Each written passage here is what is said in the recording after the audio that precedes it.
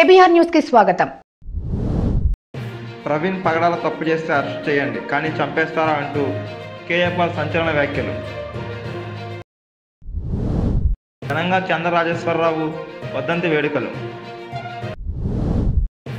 గతంలో పోలీసులను ఏమన్నారో మర్చిపోయారా అంటూ చంద్రబాబుపై అమ్మటి కామెంట్స్. ఉమ్మడి కర్నూలు జిల్లా వైఎస్ఆర్సీపీ స్థానిక సంస్థల ప్రజాప్రతినిధులతో వైఎస్ జగన్మోహన్ రెడ్డి సమావేశం. ఈ రోజు నేను ప్రవీణ్ పగడాల విషయం ఆంధ్రప్రదేశ్ హైకోర్టుకి వెళ్లి సిబిఐ ఎంక్వైరీ చేయమని ఎందుకు డిమాండ్ చేస్తున్నాను? నా దగ్గరున్న రుజువులన్నీ కొన్ని రివీల్ చేస్తున్నాను, కొన్ని చేయట్లేదు. ఇది హత్య అని ప్రశ్నిస్తున్నాను. అయితే కొంతమంది హిందూ ఫెనాటిక్స్ అరే ప్రవీణ్ పగడాల సీతను ఉద్దేశించి మాట్లాడిన విధానాన్ని ఎందుకు ఒక డాక్టర్ కేఏ పాల్ ఈ విషయం ఆయన కొరకు ఫైట్ చేస్తున్నారు అని నేను అందరితో, అవినీతి పరులందరితో అన్ని విధాలా ఫైట్ చేశానని మీరు గూగుల్ చేసి చూడండి. ఒకవేళ ప్రవీణ్ పగడాల తప్పుగా మాట్లాడితే అరెస్ట్ చేయండి, జైల్లో పెట్టండి. చంపేస్తారా? 1981లో నేను నర్సీపట్నం కాలేజ్ వైస్ ప్రెసిడెంట్ ఉన్నప్పుడు అక్కడ సిఐ వలి ఒక ముస్లిం అనేక దారుణాలు చేస్తుంటే ఆయన మీద కేసు పెట్టి మినిస్టర్ బాటం శ్రీరామూర్తిని పిలిపించి ఇందిరాగాంధీకి లెటర్ వేసి ఆయన్ని నేను సస్పెండ్ చేయించాను. అంతటితో ఆగానా? ఒరిస్సాలో అన్యాయం జరుగుతుంటే అక్కడ ఎన్నో ఫైట్లు ఇచ్చాను. అంతటితో ఆగానా? 89 నుండి నా చరిత్ర చూడండి. అమెరికన్స్ తో ఫైట్ చేసి అగ్రరాజు అయిన American George bush Iraq, Iran, Syria యుద్ధాలు చెప్తుంటే అమెరికన్ ప్రెసిడెంట్ విరుద్ధంగా బుక్ రాసి మిత్రుడైనప్పటికీ కాళ్ళ మీద ఎలక్షన్ ముందు పడినప్పటికీ బుక్ రాసి Al Qaeda winning, America losing, George Bush down అని క్రిస్టియన్ అగ్రరాజ్యమైన అమెరికాతో ఫైట్ చేసి ముస్లిం దేశాలు ఎందుకు ఆక్యుపై చేస్తున్నారు? మీరు యుద్ధ సామాగ్రి ట్రిలియన్స్ ఖర్చు పెడుతున్నారనా? అలాగే 2010 సెప్టెంబర్ 10ని ఖురాన్ బర్నింగ్ చేస్తుంటే ఒక American Christian pastor Terry Jones Obama చేతులు ఎత్తేశాడు, పోప్ జాన్ పాల్ చేతులు ఎత్తేశాడు. నన్ను పిలిచారు, వెళ్ళాను. 24 గంటల్లో టెర్రీ జోన్స్ ను మోకరింపు చేసి ప్రపంచంలో 200 కోట్ల ముస్లింలు, 300 కోట్ల క్రైస్తవులు వాచ్ చేస్తుండగా ఆ ఖురాన్ బర్నింగ్ ని, ఖురాన్ అది ముస్లింలకు పవిత్రమైన గ్రంథం, నువ్వు ఒక క్రిస్టియన్ పాస్టర్ గా దాన్ని ఎందుకు కాల్చుతావని ఆపలేదా? 2003లో చార్ల్స్ టైలర్ చిన్నపిల్లలకి గన్నలు ఇచ్చి యుద్ధాలు చేస్తుంటే ఆ యుద్ధం ఆపి చార్ల్స్ టైలర్ అనే ప్రెసిడెంట్ ని లైబీరియా నుంచి నైజీరియా తీసుకెళ్లేదా? 2004లో గీ ఫిలిప్ హెయిటీ 10,000 మందిని చంపిస్తే నా 747లో వెళ్లి అక్కడ ఎయిడ్ ఇస్తుండగా ఆయన వచ్చి, సార్ నేను మీ ఫాలోవర్ అన్నాడు. నిజంగా నువ్వు నా ఫాలోవర్ అయితే యుద్ధం ఆపు, చంపడం ఆపు, వెపన్లు అంటే 200 దేశాల మీడియా లైవ్ ఇస్తుండగా AP, Reuters, CNN, BBC, ABC, MBC, Times of India ఇక్కడ ఆయన యుద్ధం ఆపిలేదా? మోకరించలేదా? 3 రోజులు నాతో ఉండలేదా? Libya Gaddafi, Charles Taylor, Guy Philip, చివరికి జార్జ్ బుష్ మీద సుప్రీంకోర్టు అమెరికాలో కేసు వేసి ఆయన తల దింపనివ్వలేదా? అంతవరకు ఇక్కడ ఇప్పుడు ఇండియాలో ఏం చేస్తున్నారు? అన్యాయం జరుగుతుంటే సోనియా గాంధీ మీద 2007లో కేసు వేయలేదా? ఈ రాష్ట్రాన్ని, ఈ దేశాన్ని సర్వనాశనం చేస్తుందని వైఎస్ రాజశేఖర రెడ్డి మీద కేసు వేయలేదా? 1999లో గ్రహం స్ట్రెయిన్స్ అనే ఆస్ట్రేలియన్ మిషనరీ 2 కొడుకుల్ని దగ్గమని కాల్చిస్తుంటే దారాసింగ్ ని వాడిని అరెస్ట్ చేయించలేదా? కలెక్టర్ని సస్పెండ్ చేయలేదా? ఇప్పుడు 2020లో కమ్మరాజ్యంలో కడప రెడ్లని 2 వర్గాల మీద చిచ్చు పెడుతుంటే ఒక యాక్టర్ దాని కొరకు కోర్టు కేసుకెళ్లి ఆ సినిమాని రిలీజ్ చేయకుండా ఎడిట్లు చేయించలేదా? రైతులకు అన్యాయం జరుగుతుందని కోట్ల మంది రైతులు అమర నిరాహార దీక్ష చేస్తుంటే మోదీ గవర్నమెంట్ పట్టించుకోకపోతే రాకేష్ టికెట్ లీడర్స్ అందరూ నన్ను కలిసినప్పుడు నేను కూడా దీక్ష ప్రకటించి 2021లో 22లో రైతులు మినిస్టర్ నా హోటల్కి రాలేదా? వారిని కలవలేదా? వెంటనే పార్లమెంట్ లో ఆ 3 బిల్లులు విత్డ్రా చేయించలేదా? అలాగే జగన్మోహన్ రెడ్డి కరోనా టైంలో 10th ఇంటర్మీడియట్ పరీక్షలు పెడితే 1.5 కోట్ల మంది చనిపోతారంటే కోర్టుకెళ్లి ఎస్ఎస్ ప్రసాద్ని పెట్టి ఆర్డర్ ఆ పరీక్షలు పిల్లల్ని నేను కాపాడలేదా? 2022లో ఇదే కేసీఆర్ కామారెడ్డి రైతులు 1000 కోట్ల విలువైన భూములు దోచుకుంటుంటే తెలంగాణ హైకోర్టుకి వెళ్ళి న్యాయం చేయలేదా? ఆ భూములు కాపాడలేదా? 2023లో ఇంకా అన్యాయాలు జరుగుతుంటే అనేక కేసులు వేయలేదా? 2024 ఈ గత సంవత్సరం రేపులు ఎక్కువైపోతున్నాయి, మానభంగాలు ఎక్కువైపోతున్నాయి.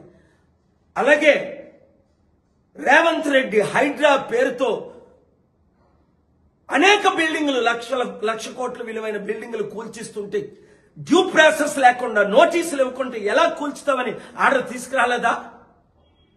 లడ్డూ వివాదం పవన్ కళ్యాణ్ సృష్టిస్తే అబద్ధంతో సుప్రీంకోర్టు ఆఫ్ ఇండియాకి వెళ్ళి లడ్డూ వివాదంపై హిందువుల మనోభావాలు దెబ్బతీస్తున్నారు. క్రైస్తవులు చర్చలు నడుపుకుంటారు, పాస్టర్లు మొలానాలు మసీదులు నడుపుకుంటారు. హిందూ ప్రీస్టులు ఎందుకు నడుపుకోకూడదు? ఈ రాజకీయ నాయకుల్ని దూరం చేయండి. అది టీడీపీ అవ్వచ్చు, వైసీపీ అవ్వచ్చు, ఇంకొక పార్టీ అవ్వచ్చు. తిరుపతి ఒక హిందూ క్యాపిటల్ టెరిటరీగా ఎందుకు చేయకూడదు? గొడవలు ఎందుకు ఆపకూడదు?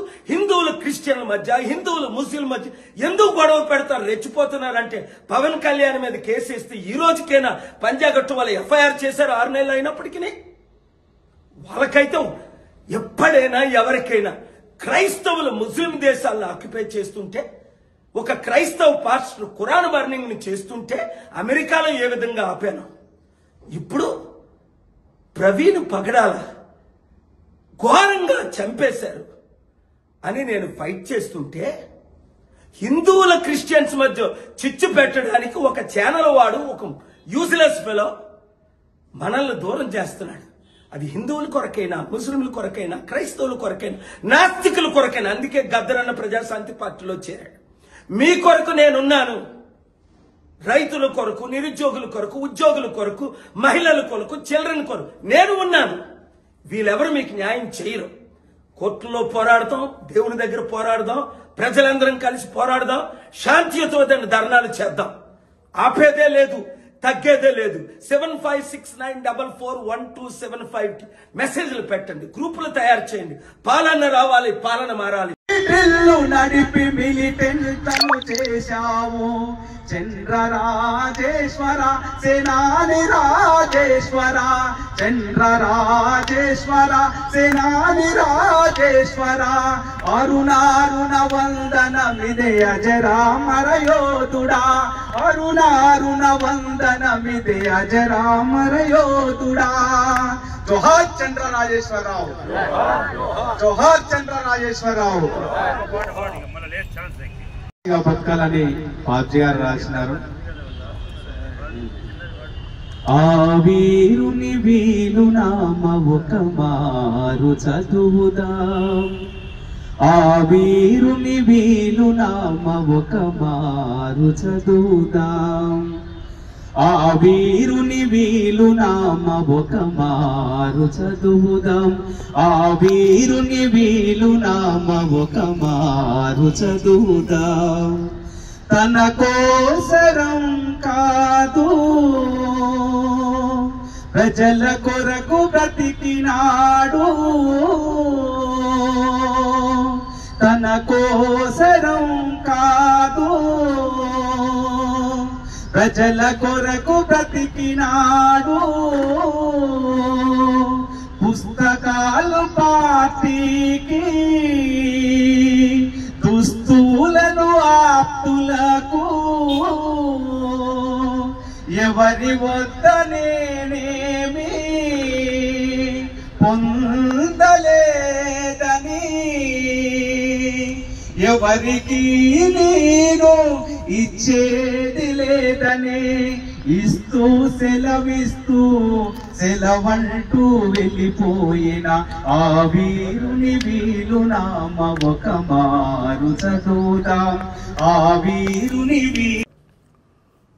మాజీ ముఖ్యమంత్రి వైఎస్ఆర్ కాంగ్రెస్ పార్టీ అధ్యక్షులు వైఎస్ జగన్మోహన్ రెడ్డి గారు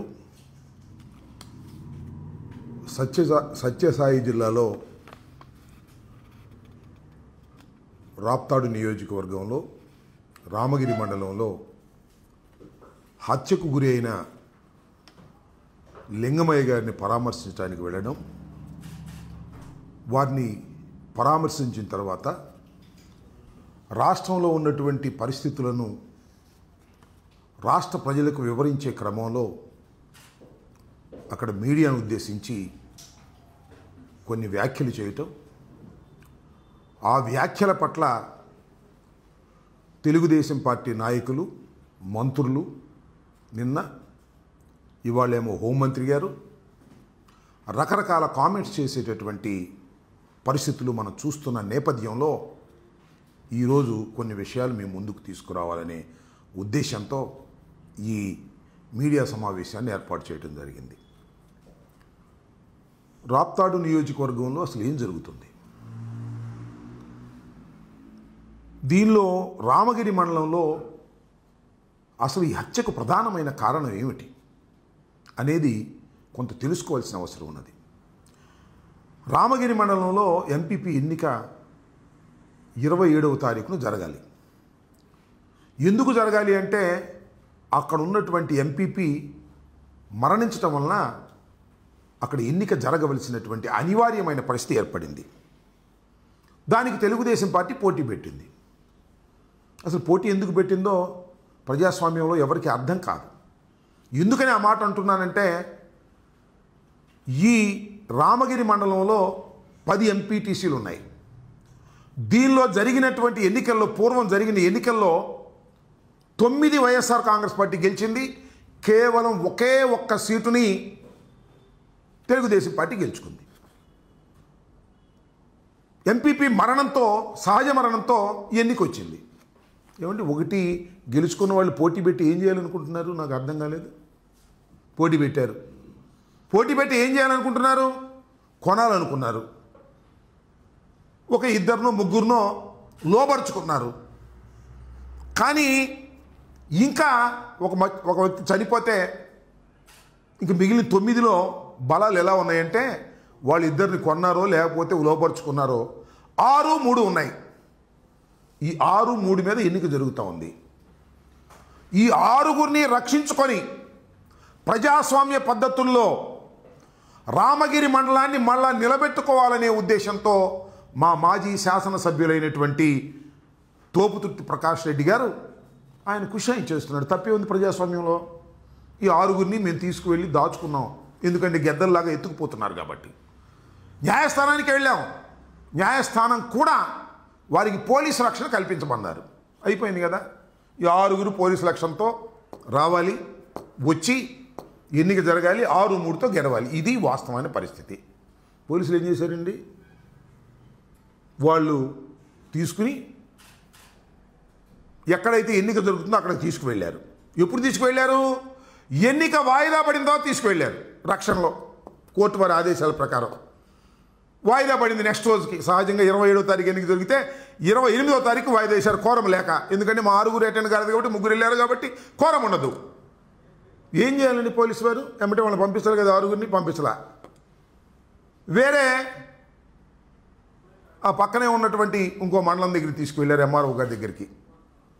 అక్కడికి వెళ్ళి అక్కడ వాళ్ళ చేత ఏదో ఒక విధంగా పోలీసులు ఒత్తిడితో వారి చేత లెటర్లు రాయించుకొని మేము ఇష్టం వచ్చినట్టు వెళ్ళిపోతామండి, మళ్ళీ మేము క్యాంపుకి వెళ్ళమండి అని చెప్పించాలని ప్రయత్నం చేశారు. దానికి పెనుగొండ ఎంఆర్ఓ గారి దగ్గర ఇదంతా ఒక కుట్ర. పోలీస్ అండ్ అఫీషియల్స్ కుట్ర పన్ని ఈ 6గురిని మళ్ళీ ఎత్తేయాలని చూశారు. మళ్ళీ మా రాప్తాడు మాజీ శాసనసభ్యుడు ప్రకాష్ రెడ్డి గారు వెళ్ళి వాళ్ళ 6గురిని కూడా తెచ్చుకుని మళ్ళీ దాచుకుంటే మళ్ళీ నెక్స్ట్ రోజు మళ్ళీ వాయిదా పడింది. ఇది జరిగినటువంటి పరిస్థితి. మేము ప్రజాస్వామ్య పద్ధతుల్లో గెలిపించుకున్నటువంటి ఎంపీపీని మళ్ళా గెలిపించుకోవడానికి ప్రయత్నం చేసే క్రమంలో ఎంపీటీసీలను దాచుకోవాల్సిన పరిస్థితి వచ్చింది. ఎవరి నుంచి దాచుకోవాలి మేము? తెలుగుదేశం వాళ్ళ దగ్గర నుంచి మాత్రమే కాదు, పోలీసుల దగ్గర నుంచి కూడా దాచుకోవాల్సిన పరిస్థితి వస్తుంది. పోలీసులు అఫీషియల్స్ కలిసి ఆ నియోజకవర్గంలో ఏదో ఒక విధంగా తెలుగుదేశాన్ని, కేవలం 1 సీటు గెలుచుకున్నటువంటి తెలుగుదేశాన్ని గెలిపించాలని తాపత్రయపడుతున్నటువంటి సందర్భంలో మేము ఈ పని చేస్తే తప్పేంటంటే నాకు అర్థం కాల. వాయిదా పడిన తర్వాత దీనిలో జయచంద్రారెడ్డి గారు ఉన్నాడు ఒక ఆయన పాపం లింగమయ్య గారు ఊరే, ఆ జయచంద్రారెడ్డే సహాయం చేస్తున్నారని జయచంద్రారెడ్డి ఇంటి మీద పడి కొట్టారు. లింగమయ్య అడ్డం వెళ్ళాడు. 30వ తారీఖున అతి దారుణంగా చంపేశారు లింగమయ్యని. ఆ లింగమయ్యని పరామర్శించడానికే జగన్మోహన్ రెడ్డి గారు వెళ్ళారు, మాట్లాడారు. ఏం చేస్తున్నారండి పోలీసులు? నాకు అర్థం కాలేదు. ఇలా జరుగుతూ ఉంటే ఈ పోలీస్ వ్యవస్థ, లా అండ్ ఆర్డర్ను కాపాడవలసినటువంటి పోలీసు వ్యవస్థ తెలుగుదేశం వారి కొమ్ము కాస్తున్నప్పుడు, దౌర్జన్యం చేస్తున్నప్పుడు, వారి పక్షాన్ని నిలబడినప్పుడు ఏం చేయాలి నువ్వు? నాకు అర్థం కాలే. అత్తిల్లో కూడా ఇదే పరిస్థితి. అత్తిల్లో కూడా మొత్తం అత్తిల్లో ఉన్నటువంటి పరిస్థితులు ఏంటంటే తణుకు నియోజకవర్గంలో అత్తిలి వెస్ట్ గోదావరిలో కూడా ఇదే పరిస్థితి. 20 మంది ఎంపీటీసీలు, వాళ్ళు 4. ఎవరు? తెలుగుదేశం 2, జనసేన 2. దానిలో ఒడంబడికలు 2.5 సంవత్సరాలు వాళ్ళు, 2.5 సంవత్సరాలు వీళ్ళు అని మాలోనే ఒడంబడికి చేసుకుని రాజీనామా చేశారు. రాజీనామా చేస్తే మళ్ళీ ఎన్నిక వచ్చింది. ఎన్నిక వస్తే ఏంటి అటు ఇటు చేసి ఇటు చేస్తే చివరికి ఏమైంది? ఒకరు ఇదైతే ఒకరు డిస్క్వాలిఫై అయ్యారు. 13-6, మా 13 వాళ్ళు 6. ఎప్పుడు? అన్ని ప్రలోభాలు చేసిన తర్వాత కూడా ఏం చేశారండి ఆ రోజు ఎన్నికల్లో? పాపం మా మాజీ మంత్రివర్యులు నాగేశ్వరరావు గారు వాళ్ళందరినీ వెంట పెట్టుకొని పోలింగ్కి వెళుతుంటే మొత్తం తెలుగుదేశం వాళ్ళు ట్రాక్టర్లు వేసుకొచ్చి, మోటార్ సైకిల్ వేసుకొచ్చి అడ్డం వచ్చారు. వెళ్ళలేదు, తిరిగి వెనక్కి వచ్చాడు. మొత్తాన్ని తీసుకుని, మొత్తం 13 మందిని తీసుకుని ఎక్కడికి వచ్చాడు? ఆయన ఇంటికి వచ్చి ఆయన ఇంట్లో కూర్చున్నాడు. ఇంటి చుట్టూరా చేరారు. చేరి పెద్ద పెద్ద కేకలేస్తున్నారు. బొత్స సత్యనారాయణ గారు కూడా అనేక సందర్భంలో ఫోన్ చేసి అక్కడ గొడవ జరుగుతుందండి, వెళ్ళండి నేను పోలీసులకి, ఇదిగో వస్తున్నారు అదిగో వస్తున్నారని ఆ రోజు వాయిదా పడిపోయింది. నెక్స్ట్ రోజు కూడా వాయిదా పడిపోయింది. మా స్ట్రెంగ్త్ ఏంటి? 13-6 గెలిచింది 16 మంది మేము. ఏంటిదంతా? పోలీసులు రారు. పోలీసులు ఎన్నికలు జరగకోకుండా ఉండేందుకు ప్రయత్నం చేస్తారు. మాకు మెజారిటీ ఉన్న చోట వారికి సపోర్ట్ చేస్తారు. ఏంటి రాజ్యం అని నాకు అర్థం కావట్లేదు.